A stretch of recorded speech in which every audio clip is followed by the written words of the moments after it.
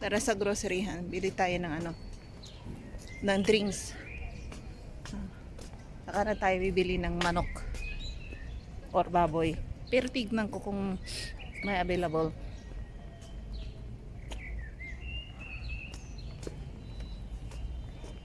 Hindi pa ako nagbe-bake eh. Sawa na asawa ko sa kabibake ko.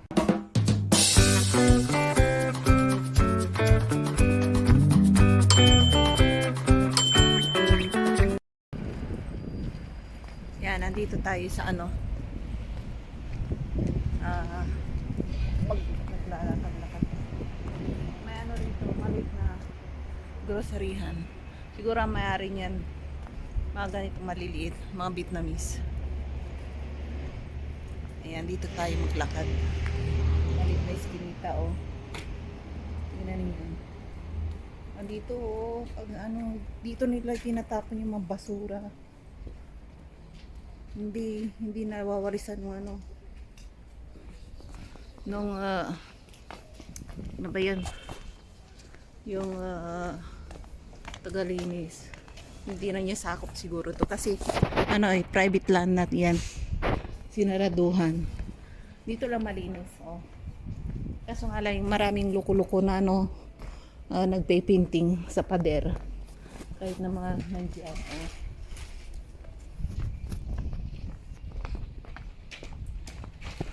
Ganito mga iskinita dito, maliliit. Yan, malit lang to. May Vietnamese rito. Restaurant. Matagal na to. Matagal na yan dyan. Mula nung bagong salta ako dito, nandyan na yan. Duman kami ng asawa ko dyan. Nandyan na yan. Siguro nabili na nila yun. Kaya hindi sila umaalis.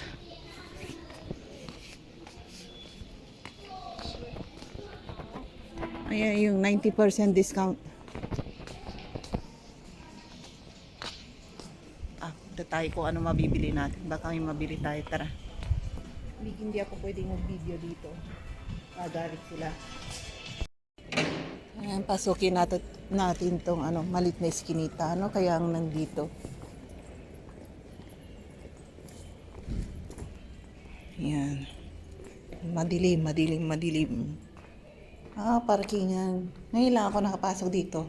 Dito, may apartment yata dito ng mga missionary noon. Nakilala ko sila noon dito. Missionary. Ayan, pwede pa pala ako mag-shortcut papunta sa bahay namin. Pauwi sa bahay namin. Ayan, nadire-diretso. Oh. Ayan. Huwag tayo dito.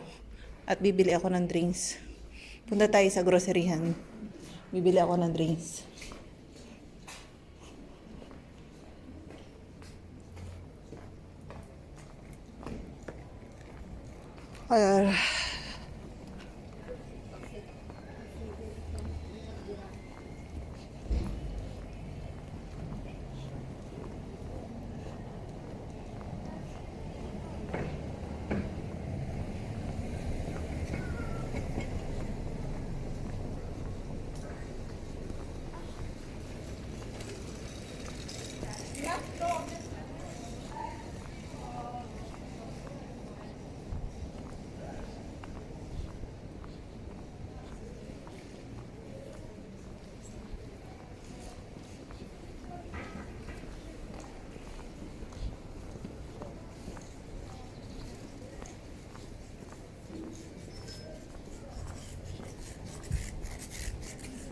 Ayan, bili na kayo ng alahas ninyo. Ayan, yun o. Kaso nga lang mahal. Mahal ngayon ng mga alahas.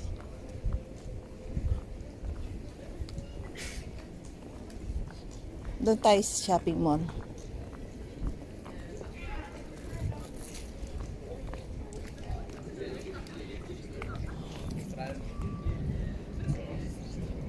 Ayan, dito tayo.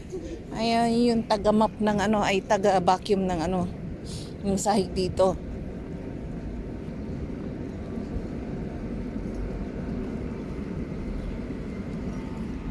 Malinis talaga rito sa city nila. Kasi binabacuum. Bu- bato is bato to bato. Talagang sinusupsup yung ano, yung mga sigarilyo. Ayan oh.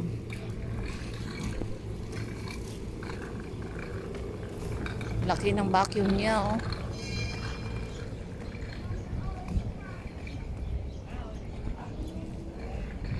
Tara doon tayo.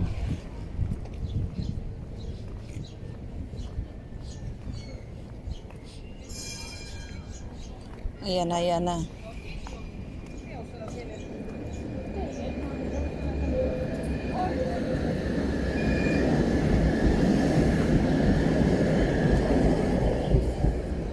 Ayan na yung isang train pa.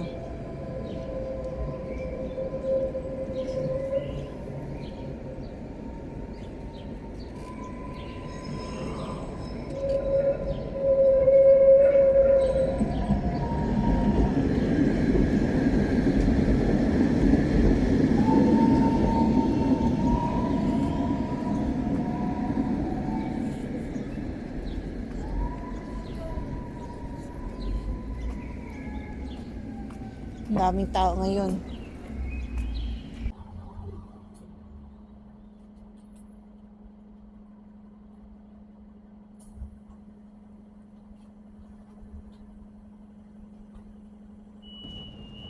Itong bus na to, papuntang, kung bus 500 to, papuntang shopping mall. Ano, tingnan natin kung bus 500. Okay, bus 500.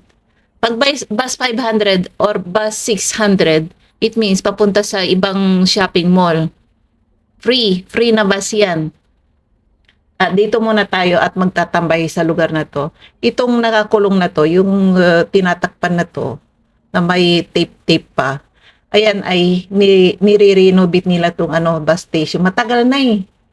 Mga ilang ano na to.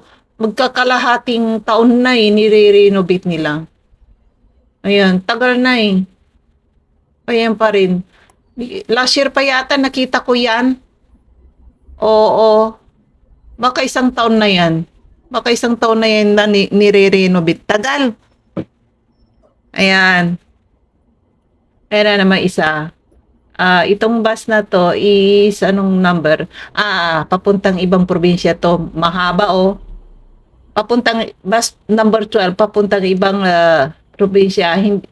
Kasi yung bus 500 or 600, ano, shopping mall yon. Ito, bus 12, pauwi na yung mga tao galing sa, ayan, bababayan, katapos may sasakay. Pauwi na yan sa kanilang mga bahay. Ibang city yata or probinsya. Ayan. Kaya tandaan niyo, bus 500 or 600, free na bus na yan. O hindi kayo magbabayad. Kaso nga lang, dadalhin kayo sa mismong shopping mall. Direct there. Itong yung number 12, ang daming bus station, bus stop. Ilang beses mag-stop yan, matagal. Bago kayo makauwi. Pero yung bus 500, 600, direct to ano yan, shopping mall, walang hintuan, directly doon. Ayan na naman yung isa. Ano yan, pauwi rin to ng probinsya. Kasi dito sa area na to, ano to, connecting area. Lahat, naghanap ng kung saan pababa. Ay, anong bus number, uwi na sila. Ayan. Ganda di ba? Tingnan niyo, oh. Hindi kagaya, hindi ko alam dyan sa Pilipinas, matagal na kasi akong hindi umuwi. Ganito ang bansang Europa. May bus station. Bus. Walang mga jeepney rito or hindi pwede ang mga motor dito o na dumadaan. Bawal yun, huhulihin ka ng pulis o. Bus lang ang nakaparking dito. Ayan. Ganito dito. Bus station tsaka tram station. Yung taxi, hindi yan pag-alagala rin dyan. Huhuliin nila kapag nag-drive yung taxi dyan. May ano dyan, sa kabila, ang paradahan ng taxi. Pwede Mga taxi lang ang pwede rito. Kaya hindi pwede yung taxi na mag-parking dito. For bus lang to. Hindi pinapayagan ng mga pulis. May isang area dito na doon lang doon sa harapan ng shopping mall. Doon sila nakaparking. Pero ang pagkakaalam ko, aalisin na yata yung parkingan na yan ng mga taxi, ililipat yata. Yun ang narinig ko sa news. Pero hindi pa ngayon. Kaya hindi na sila pwede magtambay doon sa harapan ng shopping mall. Papagandahin yata nila yung yung harapan ng shopping mall ulit. Pinapaganda, halos araw-araw pinapaganda to. Kaso nga lang tagal ng pinapaganda, hindi pa rin hindi matapos-tapos eh. Ayan. 'Di ba maganda ang patakaran dito sa kanila? At masunurin yung mga tao dito. Ayan. Yung tram. Pauwi rin yung tram na yung papuntang ibang probinsya yan. Ayan. Magdadala pauwi na ng probinsya. Tram lang yan pero yung train station hindi pwede, hindi dito. Banda may istasyon dito. Malapit doon sa bahay namin, pataas yun. Hindi dito. Ayan. Ayan, magmuni-muni muna tayo dito habang naghihintay ng pinapakita ko lang to para alam nyo. Kung halimbawa papasyal kayo rito, alam nyo na ang mga sakyan ninyo. Ayan, tsaka mga rules dito. Ayan, tingnan nyo Tingnan nyo ang bus. Ayan. Anong bus number to? Parang probinsya rin to eh. Kasi kapag nakita yung 500 or 600, yun ang mapapuntang shopping mall. Ayun, yung sa unahan yata yun, 600 papuntang Globus yun. Free na bus yun. Pero kapag hindi 500 or 600 na bus, bumili kayo ng ticket ninyo. Nako, mahuhuli kayo ng inspector na yung mga inspector dito, hindi sila naglalagi sa isang bus. Tsaka wala silang uniforme. Magtatago sila. Kaya mag-ingat kayo. Kailangan bumili kayo ng ticket ninyo. Di katulad ko, pasampa-sampa noon, nahuli, nako, nagmulta ng 1,000 yata. Yun, isang buwan lang yata ang palugit na bayaran mo. Pag hindi mo nabayaran sa time na yun, magmumulta ka. Katulad ko, hindi ko nabayaran agad-agad, nagmulta ako. Galit na galit ang asawa ko eh. Hindi siya sa akin nagalit doon sa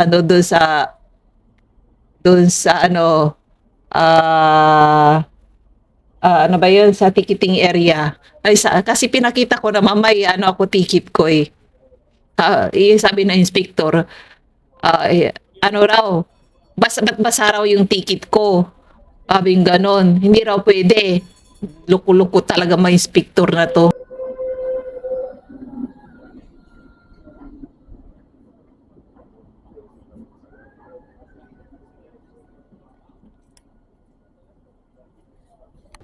Tapos sinabihan pa ako na marumi raw yung ticket ko. Naku, luko-luko talaga mga to. Hindi kayo kakampihan ng mga inspector na yan kapag sinabi nila magkakaroon ka ng penalty. Kahit na ipakita mo, hindi sila makikinig. Kaya mas maganda, bumili na lang kayo ng ticket ninyo. Ayan. Kumisa na inspector sa bus, babae. Kumisa matanda. Kala mo mga lang, magro-grocery lang ang mga suit-suit nila. Yung pala mga inspector. Ayun. Kaya ingat kayo.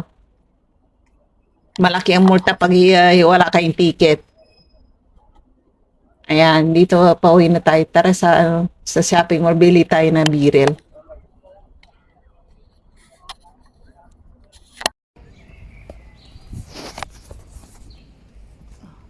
Tara sa groceryhan, bili tayo ng drinks. Saka na tayo bibili ng manok or baboy. Pero tignan ko kung may available.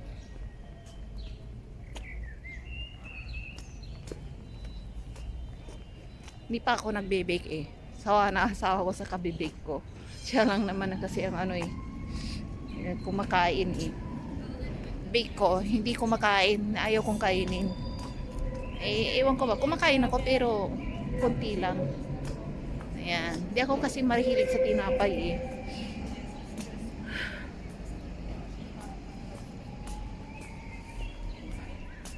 Ayan, daming nakatambay ngayon dito sa ano.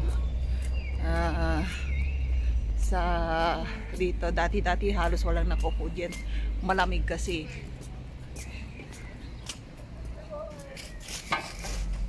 Ayan, naglagay sila ng ano, for rent ng bisikleta.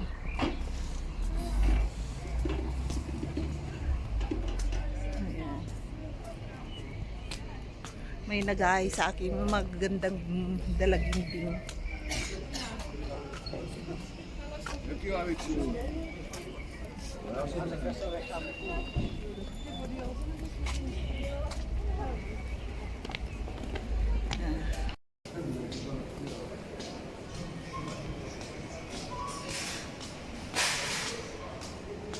Yan, uwi na tayo. Ito nabili ko. Bumili ako ng dalawang chocolate. Tsaka birel. Tsaka drinks. Ayan.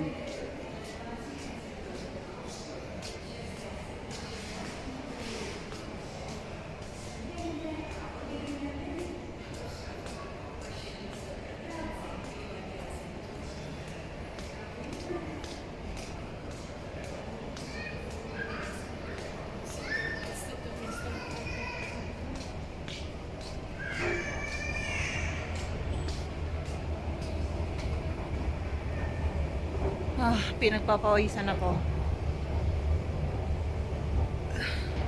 Mainit sa mall eh.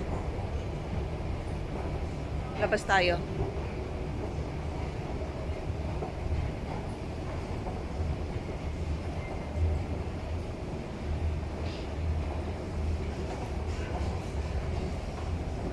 Ito mamahalin ng mga damit dito eh. Mga branded na damit. Yan, may araw. Hindi makulimlim ngayon.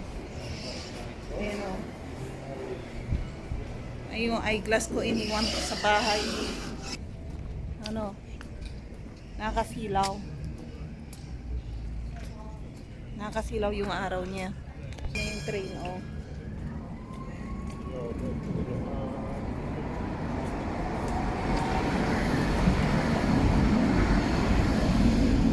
Daming tao bumaba.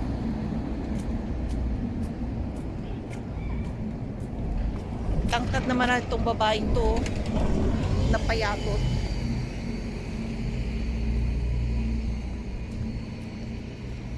Ayan, dito tayo.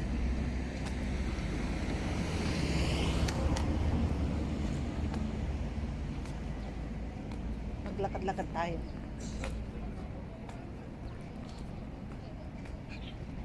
Ay nako, natadtad na naman ang bilbil ko. Ganda yan.